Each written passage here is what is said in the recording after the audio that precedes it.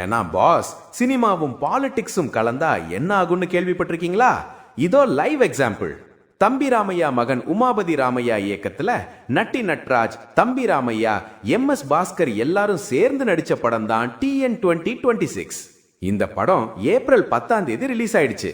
3 நாள்ல என்ன ஆச்சுன்னா பாக்ஸ் ஆபீஸ்ல 1.5 கோடி ரூபாய் வரை வசூல் பண்ணிருச்சான்.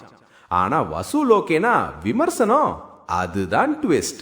படத்தை பார்த்தவங்க சொல்றாங்க இது ஒரு படம் இல்ல, ஒரு ஃபுல் ரோஸ்ட் ஷோ மாதிரி இருக்குன்னு. அதாவது விஜய், ரஜினிகாந்த் மாதிரி பெரிய நடிகர்களையே நையாண்டி பண்ணிருக்காங்கலாம்னு பேசுறாங்க. சில சீன்ல விஜய்க்கு மாஸ் பில்டப் கொடுக்கறாங்க. அடுத்த சீன்ல என்ன பண்றாங்கன்னா, அடடா இதெல்லாம் தேவையான்னு கேட்க வைக்கிற அளவுக்கு பர்சனலா போயிடுதான். அதுவும் கான்ட்ரோவர்சி கிளம்பிட்டதுக்கு அப்புறம் பிரஸ் மீட் ரெடி பண்ணுங்க, மைக் எங்கன்னு உமாபதி ராமையாவும் தம்பி ராமையாவும் ஓடினாங்க போல.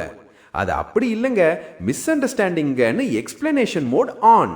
இப்போ ஹைலைட் என்னன்னா, ஒரு சீன்ல நட்டி நட்ராஜின் மனைவி கேக்குறாங்க, காரைக்குடி ஷூட்டிங்னு சொன்னீங்களே இது எப்படி காஷ்மீர் ஆயிடுச்சுன்னு. அட இதுலயும் ட்விஸ்ட் இருக்கு. ஹீரோயினோட லிப் லாக் சீன் கூட இருக்கான்னு வீட்லயே என்கொயரி நடக்குது போல காட்டியிருக்காங்க. இதை கேட்ட உடனே ஆடியன்ஸ் மைண்ட்ல வந்தது என்னன்னா, அது ஸ்ட்ரெயிட்டா லியோ ரெஃபரன்ஸ் தான்.